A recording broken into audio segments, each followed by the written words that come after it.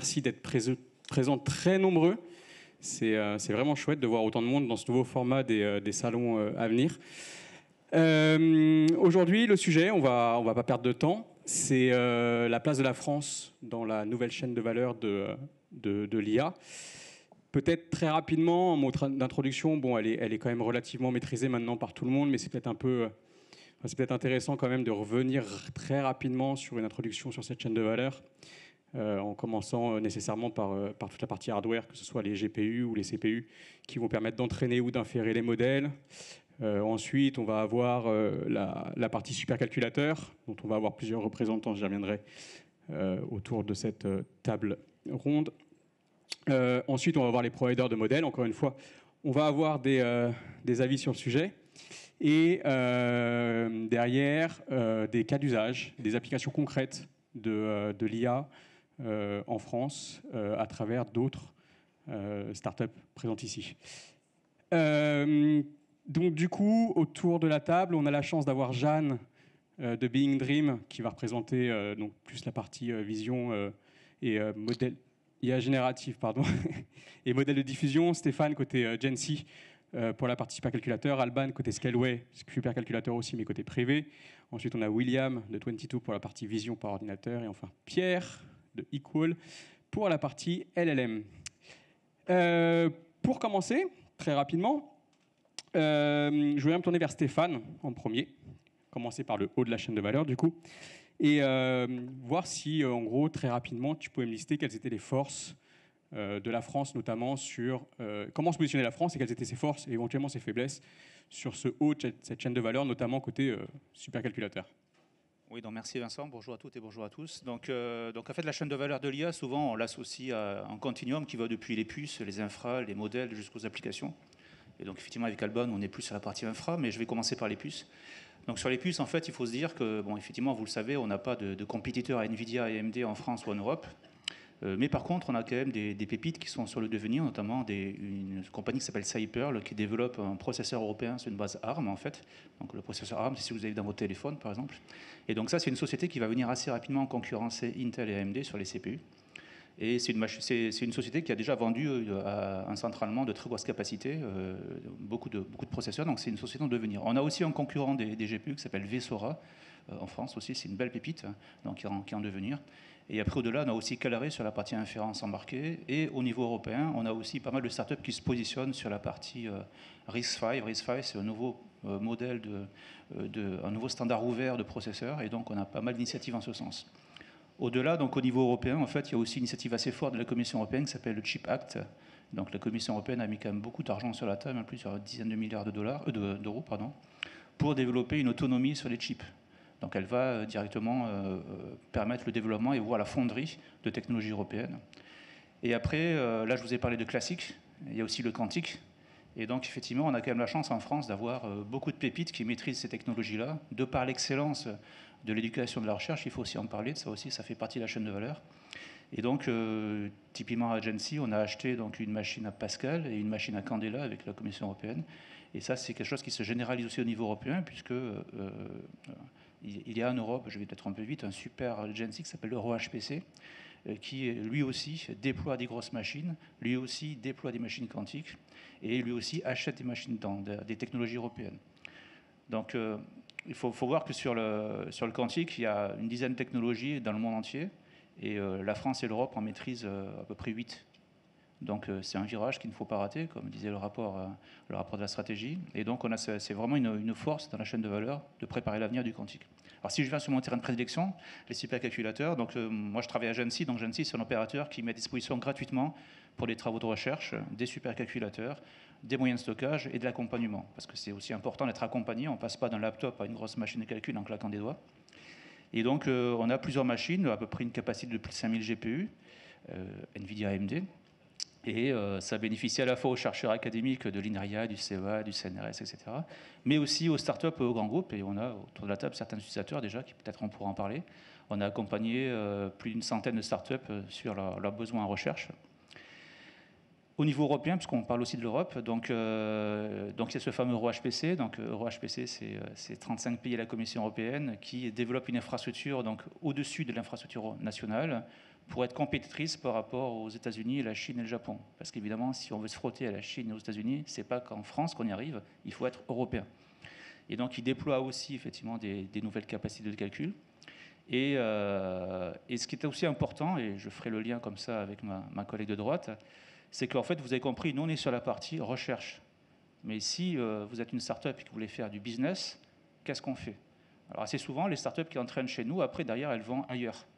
Un ailleurs qui est outre-Atlantique. Donc, la solution, effectivement, c'est de pouvoir mettre en avant un continuum public-privé en s'appuyant sur des opérateurs français ou européens. Et on a la chance en France d'avoir 3 opérateurs qui font partie des plus dynamiques en Europe, donc Scaleway, Outscale et OVH.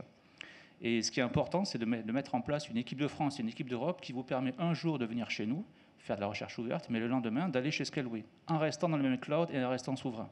Ça, c'est un enjeu qui est majeur parce qu'en face, on a des forces qui investissent des dizaines de milliards en Europe. Et donc, si on n'est pas capable de faire cette équipe de France, cette équipe d'Europe, alors on sera complètement balayé. Voilà. Super, merci, super intéressant. Donc effectivement, on note bien ce besoin de fédération au niveau de l'Europe et ce continuum public-privé. Du coup, vous, côté Scaleway, comment ça se passe côté renforcement de l'offre cloud? Quelle est votre stratégie? Comment vous collaborez avec le Gen C éventuellement? Comment vous récupérez derrière ensuite des startups ou des scale-up qui ont besoin de venir entraîner des modèles ou de venir collecter, enfin déposer de la data chez vous? Comment ça se passe? Beaucoup de questions. Merci pour l'introduction. En effet, pour situer, Scaleway, c'est donc un cloud provider qui appartient au groupe Iliad, cloud provider européen, mais d'origine française, et qui a la plus grosse capacité GPU en Europe. Et Scaleway s'est créé sur une conviction profonde qui est l'autonomie absolue. L'autonomie sur l'ensemble de la verticale. Parce qu'une verticale, quand on parle de GPU, on a parlé de chip, mais avant ou après, ça dépend comment on le voit, et il faut de l'infrastructure. Et donc, c'est créer sa propre infrastructure, avoir ses data centers, mettre le hardware dedans, avoir le software qui fonctionne dessus. Et ça, c'est quelque chose qui est très important qu'on développe en France et en Europe. La première chose, c'est notre capacité à avoir de l'infrastructure. On n'a pas envie, comme les Américains, de racheter des centrales nucléaires qui ne fonctionnaient pas très bien aux dernières nouvelles, mais pour autant, on a besoin de développer notre capacité électrique parce que ces GPU, ils consomment énormément. Et ensuite, on a besoin, en effet, de créer des acteurs européens, et c'est pour ça qu'en effet, on travaille beaucoup avec l'Agency et avec la Commission. C'est parce qu'on a besoin de créer des alternatives européennes. On a la Chine, on a les US, et au milieu, il y a l'Europe qui a une force et qui peut avoir une force énorme. D'autant plus qu'on croit à la capacité de l'Europe à développer de l'open source, parce qu'elle va travailler énormément sur l'open source, n'a aucun logiciel propriétaire. On travaille beaucoup avec QTI, qui fait un élément open source, et c'est essentiel. C'est essentiel aussi, quand tu parlais de chip, quand on parle de chip, on parle beaucoup de Cyperl, qui est vraiment un projet extraordinaire, mais on va avoir la même difficulté qu'avec AMD, c'est qu'il nous faut tout l'environnement software autour qu'a su développer NVIDIA. Et pour développer notre autonomie, être plus fort, moi je viens du monde de la supply chain, donc je ne peux pas m'empêcher de penser à comment on réfléchit par rapport aux matières premières. La matière première de l'AI et de tout ce que vous avez déployé sur l'AI, c'est les chips, c'est le software qui base autour de ces chips, et donc c'est important d'arriver à être autonome. Et c'est là où la France et les Européens doivent énormément travailler, et où Scaleway travaille avec tous ces corélégionnaires, on va dire, européens, pour améliorer ça. Ouais, super intéressant. Ensuite, autour de la table, donc du coup, pour passer un peu de l'autre côté de la chaîne de valeur, on reviendra peut-être sur des questions chip, parce que je pense qu'il y a le sujet à creuser, mais il faut aussi donner la parole à tout le monde. On a la chance d'avoir donc du coup 3 représentants plutôt côté start-up sur différentes verticales et différentes technos. J'aimerais vous questionner tous les 3. Alors, le premier qui lève la main prendra la parole. Sur comment vous voyez un peu l'écosystème français. Quelles sont les forces de l'écosystème français? Quelles sont les faiblesses? De quoi vous avez besoin concrètement pour pouvoir avancer chacun respectivement dans vos business? Ah, la galanterie, c'est dur. J'ai commencé par les forces. On a quand même en France, mais tu le disais Stéphane, on a quand même en France une puissance de calcul qui est incroyable pour faire de la recherche, pour faire de l'entraînement de nouveaux modèles. On a des solutions, donc nous on a un partenariat super avec OVH Cloud, mais je sais que Scaleway, vous allez aussi sur ces terrains-là. On a des, voilà, comme OVH Cloud par exemple, qui proposent des solutions un peu sur étagère et qui nous permettent d'aller très vite dans la production. Donc la mise en production pour les startups, et je pense que Pierre et William ils pourront rebondir, mais c'est hyper important que ça puisse aller très très vite. Donc il y a la mise en production et après il y a le passage à l'échelle. Aujourd'hui, un de nos gros problèmes, je dirais, c'est la disponibilité en GPU. On a eu là un super partenariat avec la Fnac qui a commencé juste début octobre. C'était la croix et la bannière pour aller chercher les GPU correspondants. Donc je pense que parmi les besoins qu'on a, c'est les partenariats avec des providers cloud, c'est hyper important parce que c'est là qu'on va pouvoir demander les GPU et une relation de proximité avec ces providers, c'est important. Et puis après, des partenariats avec des entreprises qui vont pouvoir comprendre nos contraintes, nous aider à aller plus vite et être un peu moins sur leurs process qui sont très très longs, très très lents et très consommateurs de temps pour nous les start-upers. William. Je prends la parole. Bonjour à tous. Donc, je suis William Eldin. Je suis le patron de 22. C'est une entreprise qui fait de la vision par ordinateur. Donc, en fait, on analyse les flux vidéo des caméras de vidéosurveillance en temps réel et on essaye de faire pas que de la sécurité et on va vers des domaines du transport, de la logistique et du retail maintenant pour analyser le parcours client et essayer de convertir plus rapidement des ventes. Et donc, du coup, tout ça pour vous dire qu'au tout début, en premier, il faut apprendre. Et donc, en effet, à nos algorithmes, il faut de la puissance de calcul. Mais comme on fonctionne pas mal en deep learning, il n'y a pas nécessairement besoin d'énormément de puissance de calcul. Un réseau de neurones, on le monte, on arrive avec des petites machines à le faire travailler tout un week-end. Et donc, du coup, on arrive le lundi matin à l'implémenter et à voir un peu sa performance et ce que ça donne. Donc, sur la phase apprentissage, pour le coup, en deep learning, on est peu gourmand. Bon, par contre, je pense que vous avez tous vu les VLM arriver, donc les Vision Large Model, et donc Gemini et compagnie le font tous. Et là, il y a besoin de beaucoup de compute. Donc, comment on fait, nous, en opération? On installe des serveurs physiques derrière les caméras, parce qu'un flux vidéo, vous n'avez pas trop envie de le laisser partir sur le cloud. C'est souvent ça, votre business, votre magasin, votre entrepôt. Donc, c'est vrai que le cloud, moi, je galère à amener les clients sur le cloud, bien que ça serait facile, hein, parce que là, on a déployé 400 magasins d'un coup en cloud en une demi-heure, et quelqu'un qui avait déjà Google Cloud, etc., et qui avait son architecture qui était sur Google. Donc, ça serait magique si tout le monde passait demain au cloud, mais avec les flux vidéo, c'est un peu compliqué. Ensuite, c'est vrai qu'il y a cette inférence. Je prends un exemple très concret. La CMA, on est en train justement de scaler chez eux, et essayer de déployer un maximum de ports et d'endroits justement où on peut mettre notre analyse. Et là, tout de suite, c'est impossible de faire sortir des flux vidéo parce qu'ils sont à la fois aussi contrôlés par les autorités, etc., sur les ports. Donc, du coup, tout le calcul doit être en local. Et ce calcul en local, si on déploie sur 150 ports dans le monde, ça fait 150 serveurs. Et pour analyser 50 flux vidéo, il faut une espèce de serveur à 30 50 000 euros. Et évidemment, on est tous picousés à NVIDIA. On a tous appris sur du NVIDIA et on s'est tous servi de ces couches justement software de NVIDIA. Donc, on a dû, premièrement, faire des algos performants qui apprennent sur peu de puissance de calcul. Ensuite, on a dû faire un produit et une infrastructure produit qui permet d'analyser plein de flux vidéo en même temps. Donc là, c'est du DevOps, ça n'a rien à voir avec l'IA et on a besoin juste de puissance de compute et de RAM. Et de CPU, pas forcément de GPU pour le système et l'infrastructure. Et ensuite, il faut installer ça chez les clients et on essaye de faire du local à 95% sur nos 150 clients, mais de plus en plus d'appels en cloud, de mise à jour du logiciel en cloud et, le truc magique, l'apprentissage continu. C'est-à-dire que c'est vrai que de plus en plus, les clients veulent préciser les algorithmes, réapprendre, et ça se fait de manière assez automatique sur le cloud. Donc, premièrement, le frein de mon entreprise, c'est l'humain, l'acceptation de faire passer ces flux vidéo et d'aller faire ces calculs sur le cloud. Deuxièmement, je pense que quand le cloud sera dans la tête de tous et que la puissance de compute sera disponible, parce que vous êtes tous blindés en ce moment à apprendre les LLM, etc., donc on n'a pas d'espace et c'est encore trop cher. Mais le jour où ça sera disponible et économiquement accessible, Là, pour le coup, je pense qu'on va pouvoir y aller, mais ça se passera pour moi, de mon point de vue, dans les 3, 4, 5 ans, quelque chose comme ça.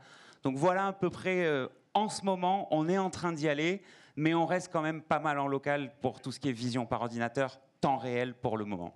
Super, merci William. Pierre. Et du coup, donc Pierre Colombo, donc nous à Equal, donc juste pour vous donner un peu de contexte, on fait de l'IA pour le droit, donc on fait des LLM pour du texte principalement. Et du coup, pour recentrer, donc on a eu plutôt l'image, la vidéo, le temps réel, voilà, et nous, le texte. Donc c'est 3 régimes qui sont un petit peu différents. Donc nous, dans le texte, on a des problématiques qui sont un petit peu différentes parce qu'on travaille avec des langages modèles qui sont énormes. Donc des modèles, donc peut-être pour recentrer, donc on a des langages modèles qui sont 100 fois plus gros que les plus gros modèles de vision à peu près. Et du coup, donc nous on a les mêmes problématiques. Donc on a des problématiques d'adaptation. Donc comment est-ce qu'on réentraîne? On nous a parlé de continual learning. Comment est-ce qu'on continue à entraîner les large language models? Donc nous on a contribué il y a quelques mois avec un modèle en open source qu'on a appelé Soul pour le droit. Et ensuite, on a des problèmes d'inférence. Donc, une fois qu'on a un langage modèle, comment est-ce qu'on le déploie? Sachant qu'un langage modèle, vu que c'est très gros, quand on le déploie et qu'on fait beaucoup de requêtes, on a des problématiques de coûts qui explosent. Donc, concrètement, si demain, on prend un langage modèle et on prend des GPU et qu'on le sert tout le temps, qu'on immobilise ces GPU tout le temps, ça coûte extrêmement cher. Donc, il y a énormément de challenges techniques ici. Mais un aspect peut-être pour compléter, qui est peut-être un peu spécifique au texte. Au texte, en fait, ce qui se passe, c'est qu'on a, disons, quelques boîtes qui sont capables de vraiment donner des langages modèles qui sont extrêmement performants et généralistes. Donc les 2 principaux, c'est Anthropic et OpenAI. Et nous, on a un gros problème de distribution, c'est-à-dire que les gens qui ont accès à ces poids-là, à ces modèles-là, il n'y en a pas beaucoup. Actuellement, il y a Amazon avec Bedrock, il y a Anthropic, bien sûr, qui servent leur propre modèle, et OpenAI, donc il y a un service avec Microsoft et un service avec OpenAI. Mais même ces gros providers-là, ils ont énormément de mal à bien servir ces langages modèles. C'est-à-dire que si demain, vous arrivez et qu'en 1 minute, vous faites 2000 requêtes à Anthropic ou à Amazon, c'est fini. Genre, ils vont pas encaisser la charge. Les seuls qui arrivent bien à faire ça, a priori, c'est, en tout cas nous, ce qu'on a vu, c'était OpenAI. Et du coup, il y a toute une question de qui va pouvoir servir ces modèles-là, qui va du coup encaisser les sous qu'on vous donne, et notamment comment est-ce qu'en Europe, on arrive à accéder à ces modèles-là, on arrive aussi à prendre une part du gâteau sur le circuit de distribution. Voilà. Super, merci. Ce qui est super intéressant, en fait, c'est que je trouve qu'il y a quand même un élément qui se retrouve un peu dans chacun des points que vous avez évoqués. C'est vraiment cette histoire de passage à l'échelle, en fait. C'est comment... donc là, effectivement, on est alors, bon, déjà, il n'y a pas que l'IA générative. Hein. Il faut aussi parler, effectivement, de l'IA qui n'est pas générative. Mais malgré tout, il y a quand même un sujet... en ce moment, on est très focus sur les apprentissages. Déjà, bon, l'afférence, ça commence, mais malgré tout, reste quand même en retrait. Et donc, du coup, finalement, le point que je relève dans vos interventions à chacun, c'est comment...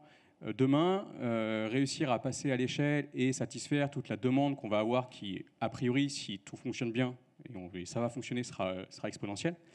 Comment passer à l'échelle et surtout comment garder en qualité, en fait, finalement, à l'échelle. Parce que, bon, on comprend bien qu'en France, particulièrement en France, on a une culture du POC, on va tester des POC, on va aller... voir des gros corpos, des grands groupes, tester des petites fonctionnalités, ça va marcher sur un POC. Derrière, comment on passe à l'échelle? Est-ce que quelqu'un a un sujet, une idée, peut-être une expérience à nous partager sur ce point-là? J'en ai une petite, comme ça je laisse la parole après. Un des moyens de passer à l'échelle, que nous en tout cas on est en train de mettre en place là, c'est le multi-cloud. C'est-à-dire qu'on a des clients qui travaillent dans le luxe, dans le retail, et qui travaillent aussi d'autres dans le design industriel par exemple. Et c'est des secteurs où la propriété intellectuelle c'est clé, quoi. On ne peut pas passer à côté. Donc, pour tous ces clients-là, avoir des cloud providers qui sont français ou européens, et quand je dis français ou européen, c'est d'origine française ou européenne, pas juste sur le sol français ou européen, c'est vital. Donc là-dessus, on est OK et ça fonctionne avec ce qu'on a, quoi, mais voilà, ça avance. Par contre, on a aussi des clients pour qui cette partie-là, c'est peut-être pas forcément hyper central. Et pour eux, débloquer des GPU de cette qualité-là en termes de RGPD, c'est un peu dommage, quoi, parce qu'on n'en aura pas pour les autres, pour qui c'est central. Donc faire du multi-cloud pour mettre des clients qui n'ont pas les mêmes objectifs de RGPD que d'autres et leur proposer de choisir en fait finalement leur cloud, ça fait partie des solutions qu'on a mis en place. J'abonde complètement dans ce sens-là, dans le sens où, en effet, quand OpenAI parle de comment ils vont distribuer leur modèle, ils disent que ça va coûter. Donc coûter, ça veut dire de l'investissement et de l'infrastructure à mettre en place, 10 à 100 fois plus que leur entraînement.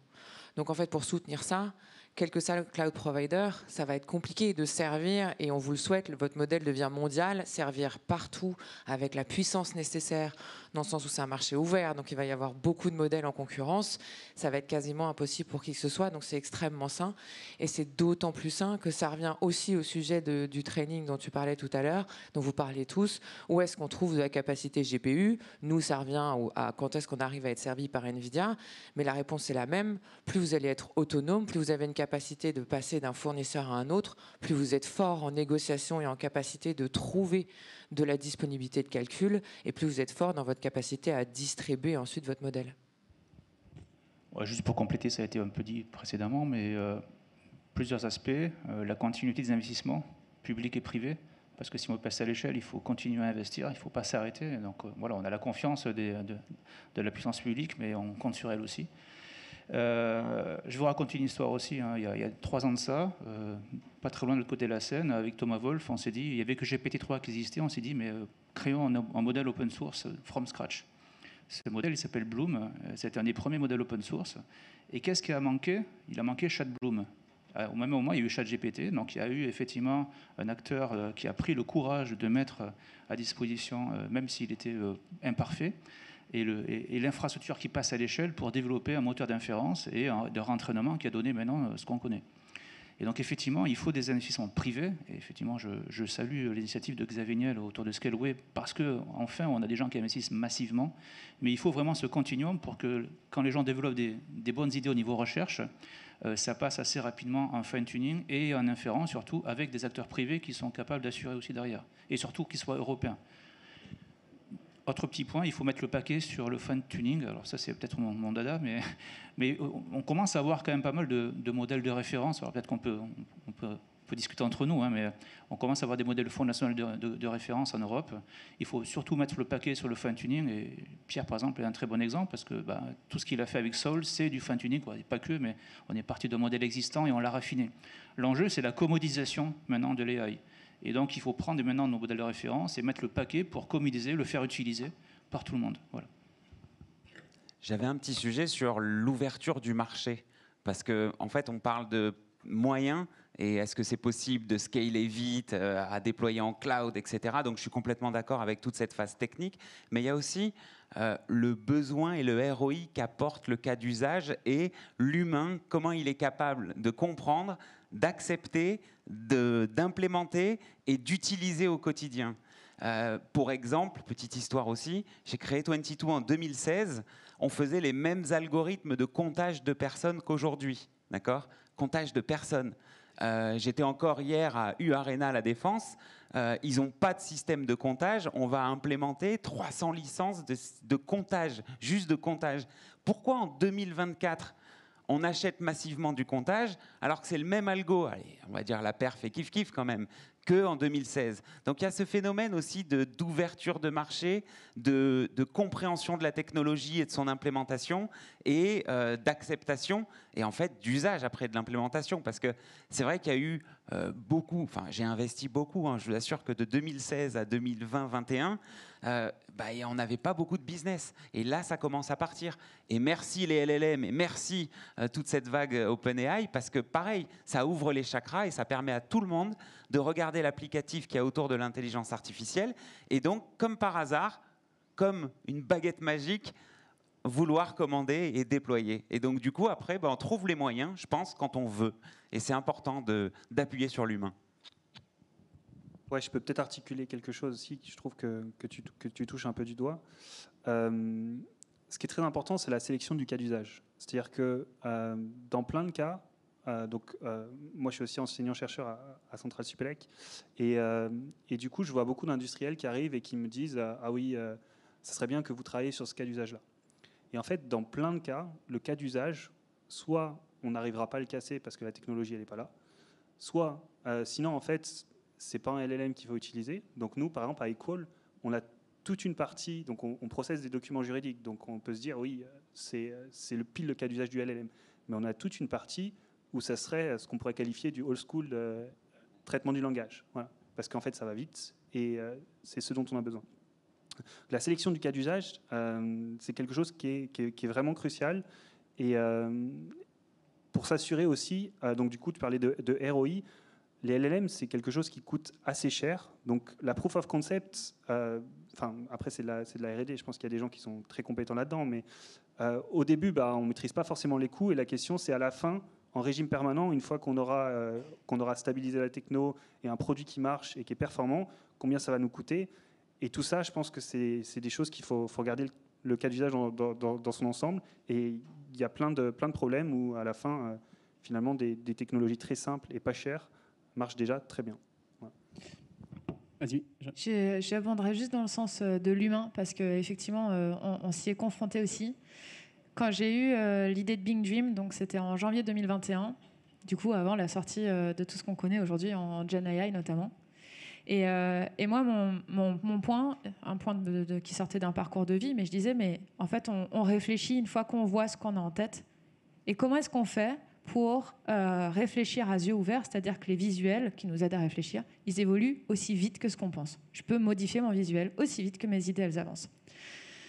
Et cette notion de visuel ou de support quelconque d'ailleurs, qui évolue presque en temps réel ou presque aussi vite que ce qu'on pense, en janvier 2021, on m'a dit, mais Jeanne, ce que tu veux faire, c'est pas possible.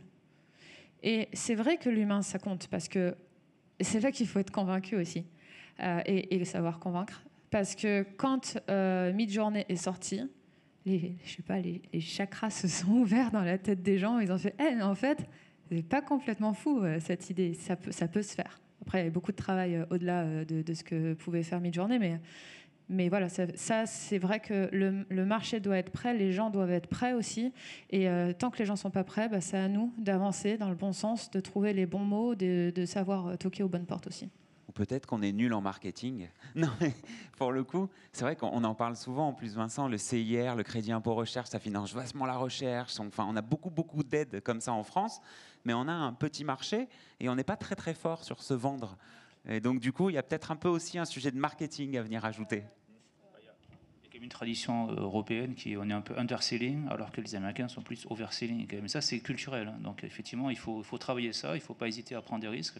Effectivement, on bénéficie maintenant beaucoup du virage OpenAI, Stable Diffusion Node, qui aide maintenant à surfer. Quoi. Vous bénéficiez, non, on ne bénéficie pas, mais vous bénéficiez. Mais je pense que l'aspect culturel est assez important à prendre en compte. Ouais. C'est super intéressant. Il y a quand même un sujet que nous, on a repéré chez BPI France. Bon, c'est pas vraiment un secret. Hein, c'est qu'on est quand même en France en retard sur l'adoption. C'est une certitude. On va beaucoup moins vite que les Américains. Ça, c'est pas trop un secret encore une fois. Mais on va aussi beaucoup moins vite que les Chinois et on va beaucoup moins vite que d'autres pays en fait. Et nous, côté BPI France, pour le coup, donc, on a sorti une étude récemment qui montre qu'on a 70% des patrons de PME ETI qui n'utilisent pas encore de système d'IA génératif dans leurs organismes et qui ne comptent pas en utiliser à court terme. Le chiffre fait un peu peur. On a encore une réticence aussi de la population face à ces technos-là. Donc il y a toute une mission d'acculturation de l'écosystème, de marketing aussi, c'est évident. Mais il ne faut pas non plus mettre de côté qu'on a un écosystème qui parfois a raté le virage de la digitalisation. On a des entreprises qui devraient utiliser de l'IA mais qui ne peuvent pas parce qu'effectivement, elles n'ont pas de CRM, elles n'ont pas de données, et s'il n'y a pas de données, il n'y a pas d'IA. Donc je pense qu'il y a toute une prise en main de l'IA par les demandeurs notamment assez importante. Et pour autant, et j'aimerais y revenir, les offreurs, donc vous en l'occurrence, doivent aussi s'attacher à fournir des solutions efficaces qui sont très rapidement déployables chez le client. Vraiment. T'en parlais tout à l'heure, William, c'est-à-dire que quand tu vas chez un client, tu dois être capable de déployer super vite. Si jamais c'est trop compliqué, c'est trop cher, c'est trop complexe, les gens ne vont pas y aller. Donc du coup, ça, j'imagine que c'est quelque chose, mais ça passe aussi certainement côté infra. Est-ce que vous avez, vous, des stratégies, justement, alors, à la fois d'acculturation, d'accompagnement de la demande, pour les rassurer sur le coût aussi, parce que je me mets à la place des demandeurs, quand on voit des levées à plusieurs centaines de millions d'euros, on se dit nécessairement c'est cher, alors que pas tout, pas forcément, ça dépend quoi. Ça rejoint ce que tu disais toi, Pierre, aussi sur le fait de craquer des cas d'usage. Voilà, quelle est votre stratégie vraiment pour avancer, qu'on comprenne un peu et qu'on puisse se mettre à la place du demandeur qui, lui, a besoin de déployer des cas d'usage d'IA? Il y a une stratégie pour aller plus vite, d'aller voir les spécialistes du secteur déjà. Donc passer par des relais. On essaye justement de créer de ce savoir-là chez des Capgemini, etc., qui savent après nous implémenter à haut volume. Donc il y a ce système de partenariat. Et ensuite, faut qu'on prouve. Hein. Donc du coup, il y a ce système, tu disais on était les champions du monde des POC, mais pour le coup, à nous aussi de transformer la valeur des POC et pas faire en sorte qu'un POC, c'est tiens, regarde comment ça marche, ah super, ça marche, allez, au revoir, à bientôt, je t'envoie un devis et tu me dis si tu le prends. Non, il faut processer le truc. Donc on appelle ça différemment, alors pour nous, mais chacun a son terme, je pense, c'est du pilote opérationnel avec un attendu d'indicateurs. On suit avec les équipes du métier et on est déjà en train d'imaginer comment l'implémenter dans leurs opérations au quotidien, comment ça peut s'intégrer dans leur tableau de bord. Donc il n'y a pas qu'un travail technologique, il y a un travail aussi industriel. Et ce travail industriel, il prend le temps pour faire naître la confiance. Et en fait, le pilote doit amener des résultats. Ces résultats doivent apporter du ROI, comme on en parlait tout à l'heure. Et si je me retrouve en face du patron de la boîte à qui j'essaie de vendre et que je lui dis, regarde, je te fais gagner 11% de vente, enfin, je veux dire, en principe, on est tous les deux assez intelligents pour déployer le système derrière. Donc il y a une espèce aussi de bon sens à faire régner au milieu, du naming et de l'accroche à un cadre sur après comment on peut dupliquer et scaler, et tout de suite mettre la vision cible. Ça, c'est aussi un truc que j'ai changé récemment et qui marche vachement bien. C'est, tu arrives et tu dis, voilà, vous avez combien de caméras au maximum? Ok, ça sera ça au maximum, et tu fais le plan du maximum et tu rétrogrades et petit à petit, tu montes en qualité. Donc voilà, je trouve que le process finalement est très intéressant autour de la tech. Il n'y a plus que la tech. Donc il faut qu'on fasse plein de choses. Super. Est-ce que quelqu'un veut... En fait, on n'a pas de problème de prix, en fait. C'est pas le sujet. Par contre, on a un problème d'être connu, en fait. Et nous, notre ADN, on pense viscéralement que c'est important d'avoir des biens communs numériques et que l'accès à de la puissance de calcul académique, publique, on va dire plutôt, c'est important pour que tous les chercheurs dans leur labo ou tous les chercheurs dans leur start-up puissent avoir un accès équitable et rapide à des moyens de calcul. Et donc, l'enjeu qu'on a, c'est de se faire connaître. Donc, c'est important d'être là à des meetings comme ça pour se faire connaître. Et l'important aussi, c'est d'être réactif par rapport aux demandes. Parce que même pour un projet de recherche, si je dis aux chercheurs, tu dois attendre 6 mois pour avoir mon compte sur la machine, on ne va pas y arriver. Donc, ce qu'on a implémenté, c'est des mécanismes assez réactifs où on peut, en quelques clics, en quelques jours, avoir accès à de la puissance de calcul. Parce qu'en face, on a aussi des GAFA très puissants. Hein, je ne parle pas de nos collègues là, mais plutôt des autres. Et aussi... on mise aussi sur l'humain, en fait. Une nouvelle fois, dans les équipes, dans le centre de calcul, on a des machines, mais le plus important, c'est les hommes et les femmes qui vont vous accueillir sur le centre, vous aider à installer vos modèles, vous former, vous dépanner, vous accompagner dans tout ça. Et ça, c'est quelque chose qui est très important. Et quand on fait des enquêtes de satisfaction, ce qui ressort, c'est quoi? C'est la qualité des GPU, ok, très bien. Mais après, le deuxième critère, quasiment au même niveau, c'est l'accompagnement et le support des équipes. Et donc, il ne faut pas oublier que, voilà, les infrastructures, c'est une question de hard, de soft, mais aussi d'humain. Et il ne faut pas le négliger, ce point-là. Et moi, je voulais rebondir sur ce que tu disais, Vincent. Effectivement, il faut que le client puisse être rassuré, tout ça, mais le coût, avec justement ces levées à plusieurs centaines de millions, il y a une autre catégorie de population qui, au-delà d'être rassurée, doit aussi se renseigner plus finement sur tout cet écosystème-là, qui sont les investisseurs. Parce qu'un investisseur qui pense qu'il faut nécessairement plusieurs centaines de millions pour réussir à faire des super CA et des super réussites business, eh bien, c'est un investisseur qui ne regarde pas ce qui se fait en France, parce que ce n'est pas du tout ce qu'on a en main, et pourtant, c'est ce qu'on est capable de faire. Donc, il y a aussi ça, et l'acculturation, ce n'est pas qu'avec les clients, du coup, c'est aussi avec les gens qui nous accompagnent et qui peuvent financer. Et pour les startups, ceux qui peuvent le plus financer pour nous aider, ça reste les fonds d'investissement et les investisseurs. Oui, j'allais juste dire que tout ça part quand même du fait qu'on n'est pas capable d'identifier dans les grands groupes quels sont les vrais use cases. D'eux-mêmes, ils ne savent pas identifier. Et qu'il y a réellement une question de culture, en effet, de créer une culture tech qu'il n'y a pas du tout, et d'aller les voir, et de leur expliquer, et de leur faire essayer, même si le POC, en effet, ça ne suffit pas, ça ne rémunère pas. Mais en effet, il faut se rendre compte qu'ils n'ont pas... On a vu des grands groupes arriver vers nous et nous dire on a très envie de faire un POC, et quelqu'un les rattraper à travers le groupe en disant tant que tu n'as pas une idée un peu business-oriented, on va s'arrêter là. Et en effet, c'est ça.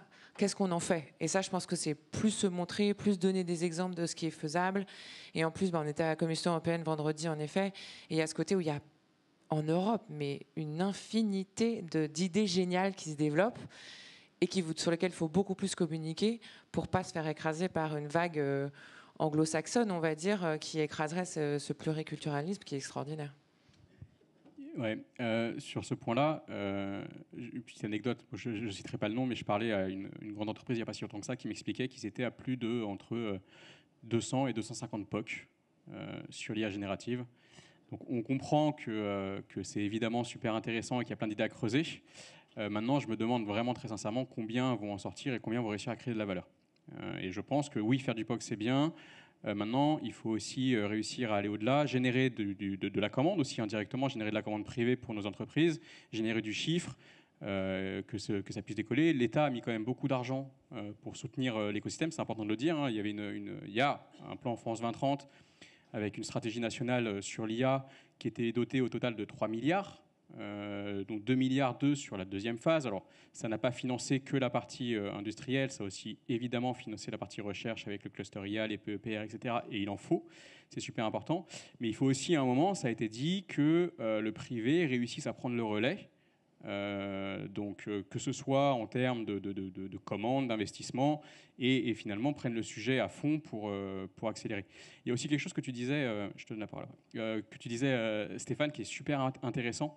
L'autre chose qu'on entend beaucoup de l'écosystème, c'est le rapport notamment aux gros acteurs américains, et notamment Nvidia, qui propose apparemment un accompagnement qui est assez dingue aux gens qui vont utiliser leur puce. Ça rejoint ce que tu disais sur l'humain, finalement, je trouve, où c'est des technos qui sont quand même très sensibles. On peut être spécialiste d'une petite partie, d'un aspect de la chaîne de valeur, et ne pas tout maîtriser, et c'est normal. Et donc, du coup, on a besoin d'avoir ces intermédiaires qui aident et qui accompagnent les entrepreneurs, les industriels et les scientifiques dans le déploiement de modèles. William. Ouais, je voulais revenir sur tout à l'heure, on disait qu'on faisait beaucoup de POC, etc.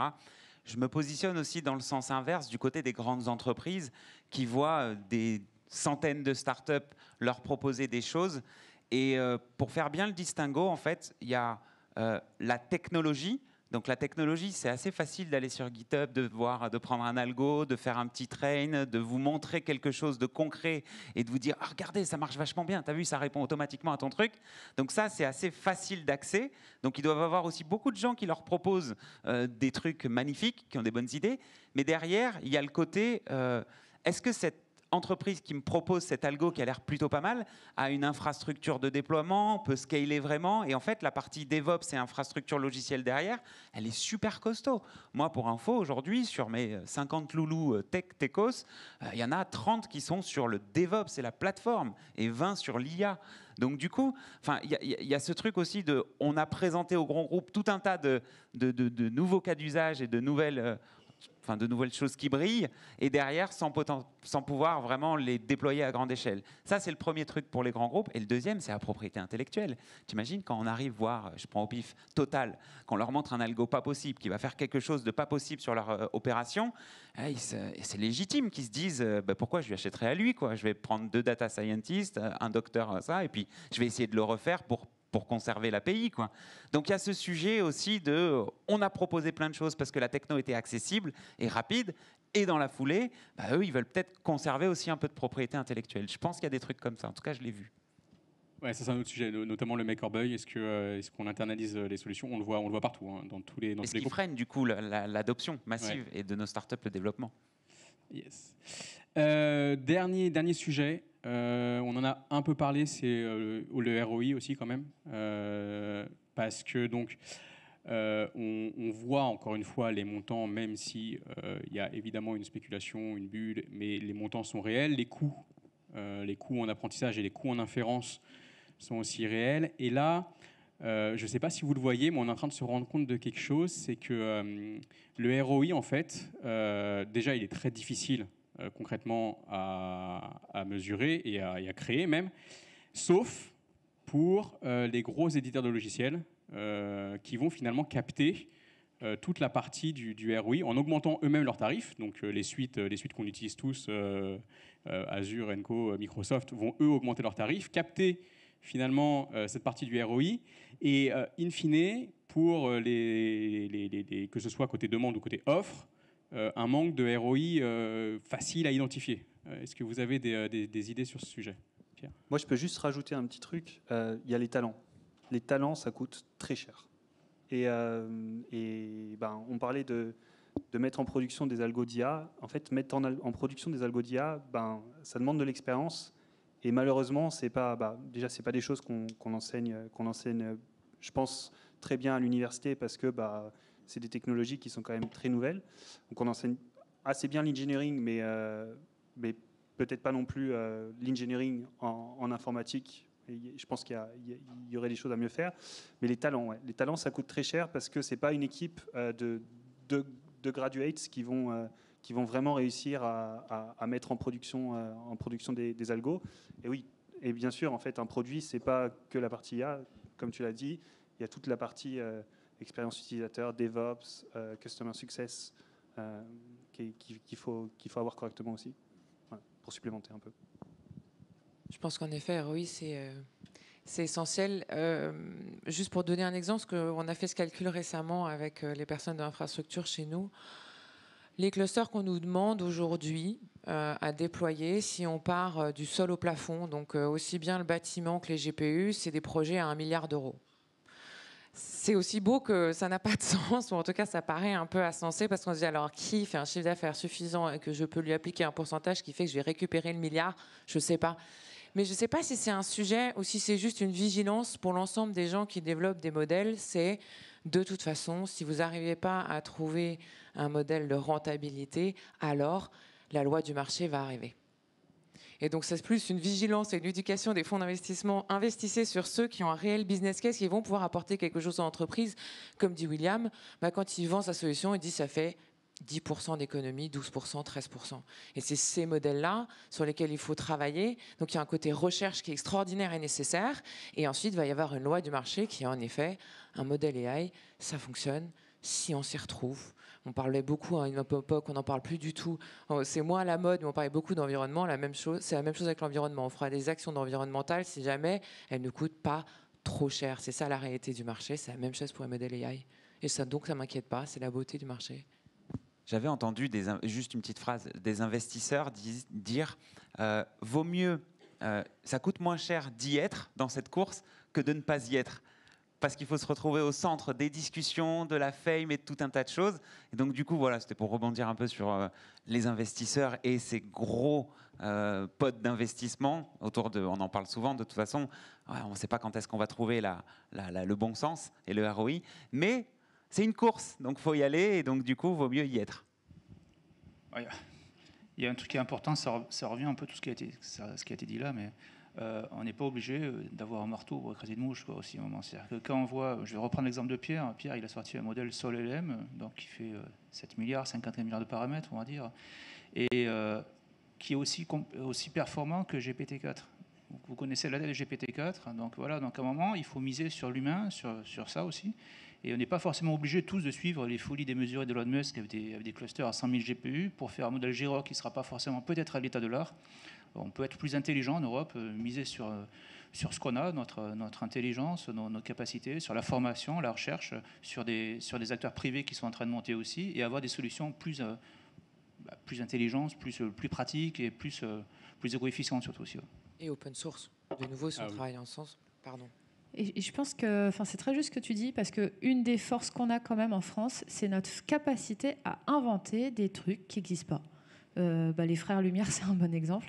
Mais ça, c'est important d'en prendre conscience et de le valoriser, parce que souvent, les jeunes startups sont comparées aux géants américains, mais on ne fait pas du tout la même chose, quoi. En fait, on ne s'adresse même pas au même marché. On a trouvé des cas d'usage qui n'ont rien à voir. On développe des technos qui ne sont pas basés sur les mêmes choses. Et pourtant, on se confronte encore à ça. Et on se confronte tellement à ça, c'est tellement ancré dans l'esprit de tout le monde, que très récemment, il y a une de nos clientes qui a fait un benchmark, mais pour nous, c'est de l'or en barre. Elle a testé 10 IA génératives d'images différentes sur le même sujet, dont notre solution Bing Dream, parce qu'elle est notre cliente.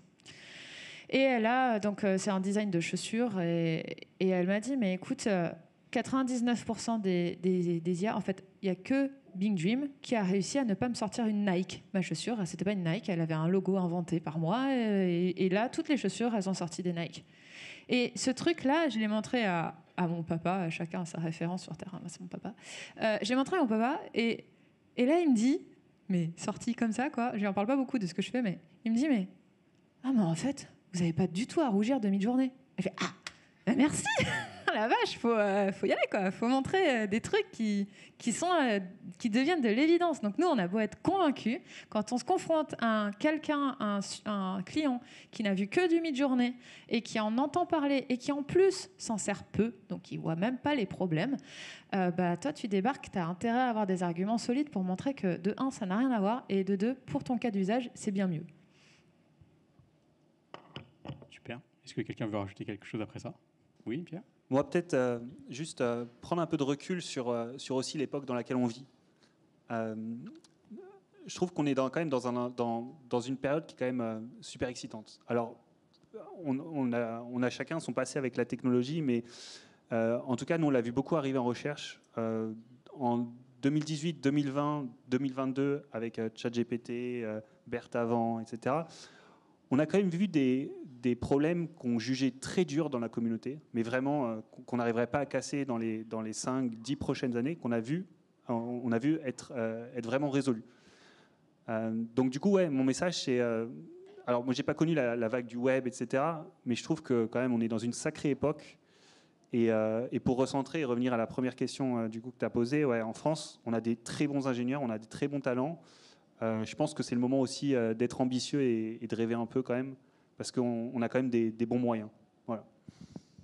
C'est plutôt un beau message pour finir, avant de passer peut-être... il nous reste une dizaine de minutes. S'il y a des questions, je pense qu'on sera ravis d'y répondre. Et sinon, on arrive là-bas. Je ne sais pas si quelqu'un peut passer un micro ou pas. Personne? Va falloir essayer de parler fort.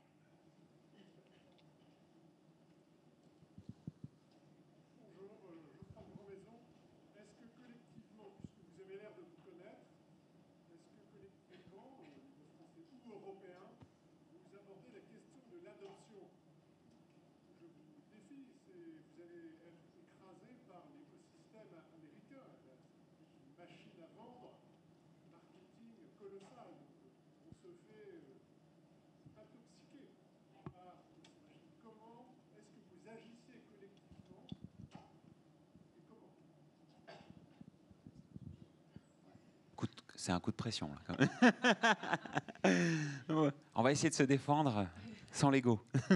Non, mais comment on fait? J'essaye d'être prof à Sciences Po depuis 7-8 ans et de dire aux petits jeunes, j'essaie d'être aussi... il y a un collectif, qu'est-ce qu'il y a? Donc, qu'est-ce qu'il y a qui fonctionne auprès des collèges et des lycées, etc. Donc, j'essaie d'être actif chez les jeunes, déjà.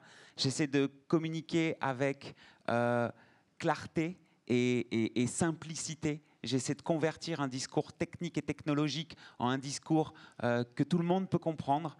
Je m'entraîne sur ma grand-mère. Et du coup, non mais c'est une petite blague, mais c'est à nous aussi de faire un effort collectivement à utiliser des bons éléments de langage, à vous dire la vérité, le concret.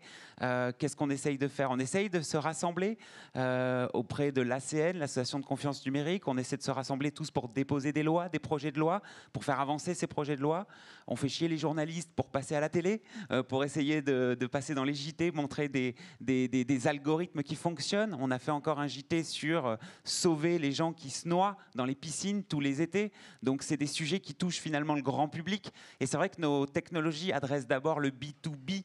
Donc j'essaye au maximum de regarder la fenêtre d'ouverture sur le B2C et pour aller voir comment on peut justement éveiller tous les cerveaux à utiliser ce genre de technologie. Donc on se rassemble, on se réunit, on fait souvent des dîners ensemble. En effet, on se connaît un petit peu, donc on se voit en dehors. On dépense les mêmes choses sur les GPU. Je suis à la fois client. Donc du coup, il y a aussi entre nous des intérêts. Je parlais de propriété intellectuelle tout à l'heure, je parlais d'argent, etc. Bah oui, on se vend des choses. Donc on essaye d'avancer en étant amis et sincèrement, je pense, tous ensemble, mais on défend aussi nos intérêts et on regarde aussi de temps en temps, c'est une petite fenêtre d'ouverture, mais sur l'étranger, qu'est-ce qui se passe, comment on peut faire et nous aussi, si on peut aller briller à l'étranger pour revenir après en France, c'est peut-être imaginable aussi. On va se mettre avec ceux qui vont nous bouffer, nous écraser, c'est ça que tu as dit? Non mais voilà, grosso modo, ce que je pense et ce que je réponds à ta question. Moi, je pense qu'il y a un sujet d'éducation. Tu l'as dit, c'est vulgariser, c'est aussi communiquer. Nous, on organise un événement tous les ans. On essaye de montrer que justement l'AI en France est forte. BPI fait ça, l'Europe le fait énormément. Quelqu'un peut y trouver des limites, mais c'est aussi une conscience professionnelle. Si je peux me permettre de vous renvoyer la balle, là, on a une immense chance qui est d'avoir des États, parfois ils vont un peu trop loin, mais n'empêche qu'on a beaucoup de chance. On a des États et l'Europe qui légifèrent pour créer un environnement sécurisé pour les entreprises européennes. Il ne tient qu'à vous d'y être vigilant. C'est-à-dire que nous, on va se faire écraser et vous allez faire vous bouffer le business parce que vous êtes en train de donner toute votre data à des modèles AI qui sont vos concurrents. Donc, à nous d'éduquer et de bien expliquer. Nous, dans le cloud, on y passe beaucoup de temps parce qu'on voit un cloud souverain et que c'est extrêmement important. Une loi extraterritoriale, je peux vous dire qu'on travaille dessus en ce moment. C'est pas rien et c'est difficile de s'en protéger. Et ça demande énormément d'investissement pour nous de garder cette souveraineté. Mais il faut que vous soyez sensibles à la loi et aux risques pour vos propres entreprises de confier vos données à des potentiels concurrents parce qu'un AWS, c'est aussi bien un distributeur comme un retail, c'est aussi bien de la diffusion vidéo. Et donc là, j'ai donné à peu près combien de personnes dans cette salle qui sont leurs concurrents quelque part. Ce qu'on fait aussi, alors j'abonde complètement, il y a l'aspect communication, éducation, donc on va aussi souvent présenter ce qu'on fait dans les écoles d'ingénieurs, dans les universités. Ce qu'on fait aussi, c'est qu'on s'est mis à 35 avec la Commission européenne pour être plus fort, parce que la seule façon d'y arriver, c'est d'être à plusieurs. Et donc voilà, on s'est mis avec la Commission européenne, on essaie d'influencer la Commission européenne pour effectivement faire évoluer les lois, pour mieux nous protéger, pour mieux nous former. L'enjeu de la formation, il est capital. Hein, je veux dire, la formation des hommes, des femmes, n'oublions pas. Tout ça, c'est capital. Moi, je suis pas jaloux. Je suis pas jaloux de ce que je vois outre-Atlantique. En fait, on a tous les ingrédients. C'est juste qu'il faut qu'on fasse une équipe de France et une équipe d'Europe, mais on a tous les ingrédients. On pourrait être largement numéro 1 sans aucun problème si on était un peu plus unis, si on avait tous les éléments entre nous pour aller là-dedans. Je ne suis pas jaloux, non. Quand je vois le nombre de talents français qui travaillent dans ces entreprises outre-Atlantique supposées nous écraser, je pense qu'un des moyens les plus smart de régler la chose, c'est de savoir garder nos talents. Voilà.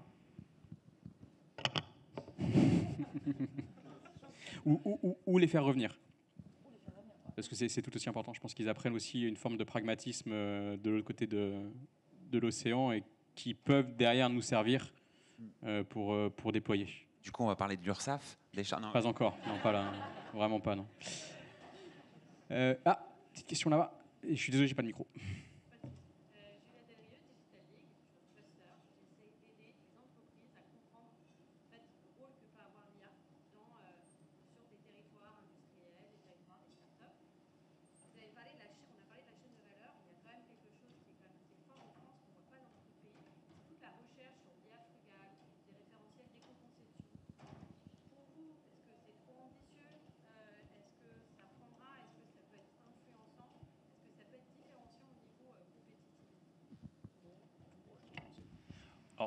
Nous, la frugalité, c'est pas parce qu'on est grosse machine de calcul qu'on rate pas la frugalité, parce qu'on paye une facture électrique à la fin de l'année, et juste parce qu'on est simplement citoyen. Donc on fait très attention depuis quasiment 15-20 ans qu'on fait les appels d'offres, ils sont tous orientés coût total de possession, éco-responsabilité. Donc typiquement, la machine Janzé, qui sert notamment à la communauté IA, elle chauffe 1000 logements sur le plateau de Saclay. Voilà, donc on essaie de faire tous nos efforts maximum pour aller là-dessus. On n'en fera jamais assez. Et ça passe par plein de nouveaux déploiements technologiques qu'on fait autour, l'utilisation des GPU, l'optimisation. Et ce qu'on fait aussi, c'est que, et c'est un discours qu'on a avec les clouders français, on pourrait se différencier. Quand vous allez chez Amazon, bon, j'espère qu'il n'y a pas des gens d'Amazon parce qu'on n'arrête pas de leur taper dessus, mais, ou chez Microsoft, ou qui vous voulez, leur intérêt, c'est le vent du cycle. Le cycle, il peut être bon, pas bon, ils s'en fichent. L'intérêt, c'est le vent du cycle. Et ce qu'on pourrait arriver à faire en France, en Europe, c'est de vendre du cycle de qualité, c'est-à-dire un code qui soit optimisé, qui puisse utiliser proprement les ressources de calcul de façon la plus éco-efficiente possible. Et ça, il y a quelque chose à créer ensemble. Nous, c'est ce qu'on fait, notre ADN de la performance, on l'a dans le sang parce qu'on fait de la simulation numérique depuis 40 ans. Et donc, aller aussi vers la communauté IA et les aider à vraiment optimiser aux petits oignons leur modèle pour être éco-responsable et frugal, c'est un enjeu majeur. Mais ça passe aussi par des talents à former et des postes à créer. Justement, à la commission, il y avait une société, une start-up espagnole qui a pour métier justement d'améliorer l'efficacité des modèles AI et quantiques. Je pense que c'est ce qu'on disait tout à l'heure. La loi du marché va faire que de toute façon, ceux qui ne sont pas frugaux vont être tellement chers qu'ils ne s'en sortiront pas. Et l'autre chose, c'est qu'on est tous concernés à notre niveau dans les différentes étapes de la chaîne de valeur sur les coûts. Comme tu le disais, nous, on opère des data centers. Plus on trouve des manières d'économiser de l'énergie, mieux on se porte, parce que c'est un coût très important. Plus vous allez tous avoir besoin de GPU, moins vous allez avoir besoin de les utiliser. Mais c'est la même chose depuis le début de l'informatique. Plus on arrive à créer des modèles frugaux, moins on dépense d'argent. Et puis ensuite, je le répète, parce que c'est un tout petit peu mon leitmotiv, si vous ne l'aviez pas compris, l'économie, elle se fait aussi dans la non-dépendance aux fournisseurs, donc de la capacité à travailler ensemble sur l'open source et du software pour pouvoir choisir le fournisseur qu'on veut, que ce soit un cloud provider ou un fournisseur de GPU. Il y a des ARM. Pourquoi est-ce qu'on travaille sur ARM? Et pourquoi CellPower travaille sur ARM? C'est parce que c'est beaucoup moins consommateur que l'architecture et le design de NVIDIA. Mais pour ça, il faut l'environnement software, donc il faut travailler ensemble, assumer l'open source. Ça serait une de nos grandes forces. Vas-y. On parle de l'Europe justement, un peu face aux États-Unis, à la Chine, au Japon. Comment vous voyez un peu sur toute la chaîne de valeur la régulation qui arrive, qui évolue, et aussi cette peur un peu d'une Europe fragmentée en termes de régulation, notamment avec des régulations françaises qui vont différer potentiellement des régulations de l'Allemagne ou de l'Irlande. Comment vous voyez un peu cette complexité dans la régulation qui est en train de se mettre en place? Il y a énormément de créatifs et d'artistes dans notre histoire du monde qui ont dit cette phrase. La créativité et notre inventivité, elle vient des contraintes. Moi, je pense que chaque nouvelle contrainte, tant qu'elle est un tantinet anticipée, et du coup, c'est ça, la collaboration aussi, de discuter, tout ça, ça crée des opportunités d'innover, d'aller chercher d'autres solutions. Et à mon sens, c'est là qu'on peut être très, très bon, justement. C'est pas pour aller contre toi, mais et puis j'ai peur de dire tout de manière très transparente. Je sais pas qui y a dans la salle, mais moi ça me freine beaucoup. Et on parle de loi d'expérimentation avec des choses très cadrées sur des secteurs comme la sécurité. Donc vous avez entendu parler de la loi des JO. Enfin, moi, je m'en fous de la loi des JO, d'expérimentation. J'aurais aimé une loi de productivité dans les entreprises. Je m'en fiche de la sécurité, parce que la caméra, c'est la sécurité. Alors, les lois et les politiques disent « Ah, caméra, sécurité, rocofacial. » Ça fait plein d'autres choses, vos yeux. Et donc, j'ai du mal, tu vois, à transmettre à la politique qui régit les lois, donc du coup, ce que ça peut faire, la capacité, et comment il faut réguler. François se rigole dans sa moustache là-bas, qui est le directeur des affaires publiques. On était encore entendu à l'Assemblée la semaine dernière. C'est dur, quoi, de faire évoluer les mentalités, d'aller proposer des lois, d'emmener tout le monde, d'expliquer le système. Parce que c'est pareil, c'est interdit de faire, admettons, de la reconnaissance faciale, d'accord. Mais le sujet se pose pour Philippines, qui est décédé, vous en avez entendu parler. Donc du coup, est-ce qu'on ne doit pas, cette personne-là, mettre en place de la rocofaciale complètement sécurisée par des traitements homomorphes ou autres, tu vois, et donc complètement sécurisée. Mais va expliquer ça à des députés, va expliquer ça à l'Union européenne. Donc je suis d'accord avec toi sur un pan, ça nous pousse à aller créer à côté ou différent. mais c'est long, mais c'est chiant, et on essaye de faire un max de lobbying positif. C'est pas que dans notre intérêt et dans notre sens, mais c'est dur à éduquer. Donc du coup, et j'ai une phrase qui m'a un peu cassé, je suis encore à genoux aujourd'hui, c'est que des députés m'ont répondu, William, le temps politique n'est pas le temps de l'entreprise. Donc moi, je conclus quoi ? Je conclus que si je veux garder ma traction, il faut que je déménage. Enfin, c'est un peu ça que je vois. Donc, voilà, ça me concerne moi et la vision par ordinateur. Hein. Ce n'est pas au général sur l'IA, mais c'est la réponse la plus sincère que je puisse faire. Non, là où je trouve que tu es complètement dans les clous aussi, c'est effectivement le temps politique ne peut pas être le temps de développement de start-up. Donc, je pense que la discussion, elle est dans un équilibre entre les lois proposées et la capacité à en discuter rapidement pour faire participer des acteurs comme toi, moi. Donc, je pense que c'est là-dessus qu'on peut aller chercher un peu plus de ping-pong, quoi. Super. Je suis désolé, on arrive à la fin. Si vous avez des questions, on reste à votre disposition. Merci à tous pour cette discussion et à bientôt.